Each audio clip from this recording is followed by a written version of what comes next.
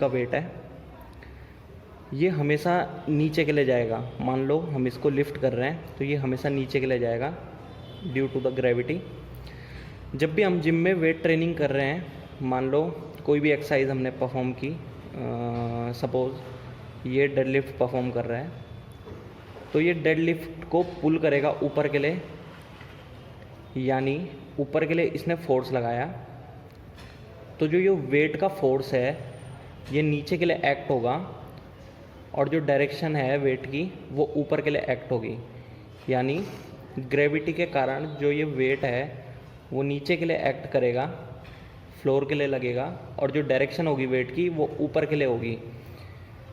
इसका मतलब फोर्स और डायरेक्शन के बीच का जो एंगल है वो 180 डिग्री का होगा। तो जब भी हम जिम में एक्सरसाइज परफॉर्म करते हैं या वेट ट्रेनिंग करते हैं तो हमारा फोकस होता है वेट को पुल करना या पुश करना किसी भी सरफेस से दूसरे किसी भी एक सर्टेन पॉइंट पे। मान लो ये फ्लोर है हमारा, फ्लोर से वेट को मान लो डेडलिफ्ट में हमने पुल करा, तो फ्लोर से ये हो गया हमारा फर्स्ट पॉइंट, फ्लोर से पुल करा और यहाँ पर तक ला गया, ये हो गया सेकंड पॉइंट।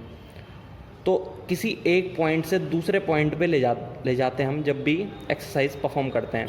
या फिर मान लो अभी हमने शोल्डर प्रेस लगाए, शोल्डर प्रेस में क्या हो रहा है, वेट हमारे नेक पे है या अपर चेस्ट पे है, इसको हम यहाँ से पुश कर रहे हैं, ऊपर ले जा रहे हैं, तो ये हो गया हमारा फर्स्ट पॉइंट, ये हो गया सेकंड पॉइंट, एक पॉइंट से दूसरे पॉइंट पे ले जा रहे हैं। तो हमेशा एक पॉइंट से दूसरे पॉइंट पे ले जाने के लिए हमारी बॉडी क्या करेगी, वर्क डन करेगी। वर्क डन हमारा, हमने ये 11th 12th even 9th 10th में भी पढ़ा है, वर्क डन होता है हमारा फोर्स इनटू डिस्प्लेसमेंट। और हमें पता है कि वर्क डन एक वेक्टर क्वांटिटी है, तो force into displacement into force और डिस्प्लेसमेंट के बीच का एंगल भी कंसिडर किया जाता है, जो कि है कॉस थीटा। तो जब हम डेडलिफ्ट परफॉर्म कर रहे थे, यहाँ पर हमारा एंगल था 180 डिग्री, ठीक है। तो यहाँ पर हमारा वर्क डन हो रहा है, यहाँ पर वर्क डन हो रहा है क्योंकि सर्टेन फोर्स है, सर्टेन डिस्प्लेसमेंट भी है यानी कि डिस्टेंस, और एक एंगल है हमारे पास कॉस थीटा, ठीक है, कॉस 180 डिग्री। तो यहाँ पर 100% हमारा वर्क डन हो रहा है। तो आज मैं आपको उन एक्सरसाइजेस के बारे में बताऊँगा जो कि मतलब यूज़लेस हैं जिम्स में करने में, जो कि इवन लोग फिर भी परफॉर्म करते हैं जिम में, मगर वो यूज़लेस एक्सरसाइजेज हैं क्योंकि उसमें वर्क डन जो है हमारा वो जीरो होता है, हमेशा जीरो, यानी मसल पे कोई वर्क डन नहीं हो रहा है, कोई भी नहीं। हे गाइस, मेरा नाम है सुभाशीष। तो मैं आज आपको उन एक्सरसाइजेस के बारे में बताऊंगा जो कि जिम में परफॉर्म होती हैं मगर एकदम यूज़लेस है, क्योंकि जब भी हम वो एक्सरसाइजेस कर रहे हैं तो हमारी मसल्स के द्वारा कोई भी वर्क डन नहीं हो रहा है, इसलिए वो यूज़लेस है। तो आइए देखते हैं वो कौन सी एक्सरसाइजेज है। तो ये है एक्सरसाइज नंबर 1। तो इस एक्सरसाइज में क्या हो रहा है कि जो हमारे डायरेक्शन है वेट को मूव कराने की, वो देख लो आप फॉरवर्ड के लिए है, और जो फोर्स लग रहा है वेट के द्वारा वो नीचे के लिए है, डाउनवर्ड फोर्स है और डायरेक्शन है फॉरवर्ड के लिए।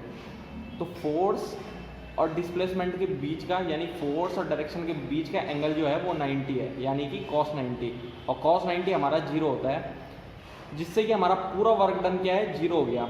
अब आप लोग सोचोगे कि इसमें पंप मिलता है, जो भी लोग इस एक्सरसाइज को परफॉर्म करते हैं वो यही सोच के करते हैं कि हमें पंप मिल रहा है तो एक्सरसाइज रिजल्ट देगी, जबकि ऐसा नहीं है। अगर आप इस वेट को हटा भी दोगे तो भी सेम पंप आने वाला है, सेम अमाउंट ऑफ पंप आएगा, यानी कि वेट का होना 5 kg की प्लेट हो या 10 kg की हो, वो यूजलेस है।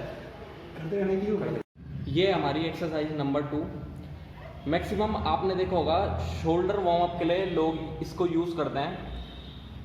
वार्म अप तक तो ठीक है, मगर कुछ लोग इसमें 10 kg इवन 12 to 15 kg के डंबल यूज़ कर देते हैं, जो कि यूजलेस है, क्योंकि इसमें जो डायरेक्शन है वेट को मूव कराने की, आप देख सकते हो वीडियो में, जो डायरेक्शन है वो हॉरिजॉन्टल है, और जो फोर्स लग रहा है, जो भी हमारा डंबल या वेट है, वो नीचे के लिए फोर्स लग रहा है। तो नीचे के लिए वर्टिकल फोर्स है और हॉरिजॉन्टल डायरेक्शन है, तो दोनों के बीच का angle same again 90 degree, cos 90 zero हो गया हमारा। तो वर्क डन क्या है हमारा, जीरो वर्क डन हो गया।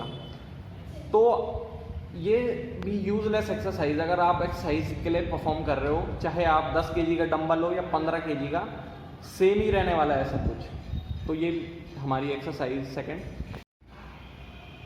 तो एक्सरसाइज नंबर थर्ड ये हमारी और सबसे फेमस एक्सरसाइज, मैक्सिमम लोग इसी एक्सरसाइज को परफॉर्म करते हैं। इसमें कॉन्ट्रैक्शन बहुत अच्छा आता है ट्राइसेप्स पे, जैसा कि आपको वीडियो में देख रहा होगा, फुल कॉन्ट्रैक्ट हो रही है ट्राइसेप्स मसल, मगर इसमें वेट का कोई भी यूज़ नहीं है। अब जैसे कि आपको यहाँ पर पता नहीं चल रहा है कि बाइसेप्स मारे जा रहे हैं कि ट्राइसेप्स, वर्क तो बाइसेप्स होनी चाहिए, मगर muscle mind connection triceps muscles के साथ है, क्योंकि कॉन्ट्रैक्शन ट्राइसेप्स का कर रहे हैं तो ट्राइसेप्स कॉन्ट्रैक्ट हो रही है, मगर इसमें कुछ भी फ़र्क नहीं है। अगर आप बिना डंबल के भी सेम चीज़ को परफॉर्म करोगे तो सेम कॉन्ट्रैक्शन ट्राइसेप्स पे आने वाला है।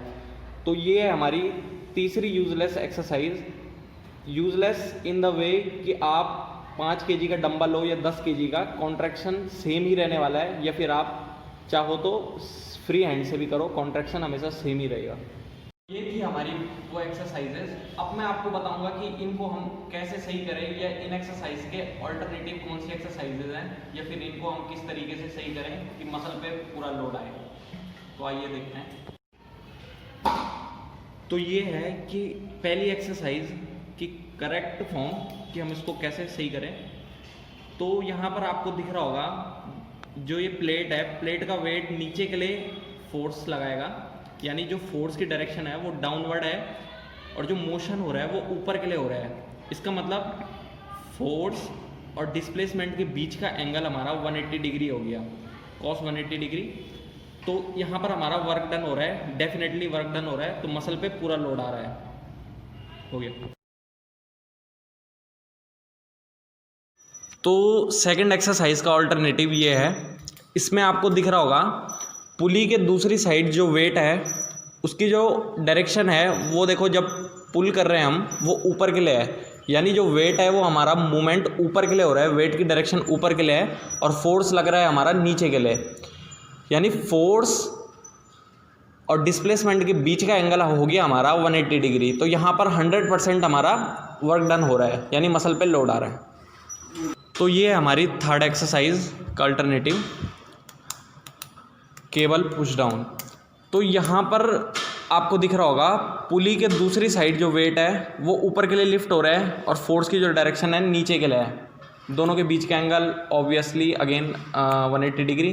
तो यहाँ पर हमारा वर्क डन हो रहा है, यानी 100% वर्क डन हो रहा है, मसल पे पूरा लोड आ रहा है। और इसका ही दूसरा अल्टरनेटिव आप किक बैक यूज़ कर सकते हो, चाहो तो ये यूज़ करो, चाहो तो किक बैक यूज़ करो। वर्क डन हो गया हमारा force into displacement into cos theta. तो आपने देखा होगा जिन भी एक्सरसाइजेज में गलतियां हो रही थी उनमें हमेशा हमारा कॉस 90 डिग्री एंगल फॉर्म हो रहा था, फोर्स और डिस्प्लेसमेंट के बीच का एंगल 90 डिग्री हो रहा था। कॉस 90 डिग्री की वैल्यू हम सब जानते हैं 0 है, तो वर्क डन क्या हो जाएगा हमारा 0, यानी कि कोई भी वर्क डन नहीं होगा मसल्स से। और साथ ही साथ जब हमने उनको करेक्ट करा तो वर्क डन हो गया हमारा force into displacement into cos 180 degree. उन सभी में 180 डिग्री हमारी एंगल की वैल्यू हो गई, फोर्स और डिस्प्लेसमेंट के बीच का एंगल हमारा 180 डिग्री। 180 डिग्री की वैल्यू हम जानते हैं -1 होती है हमारी।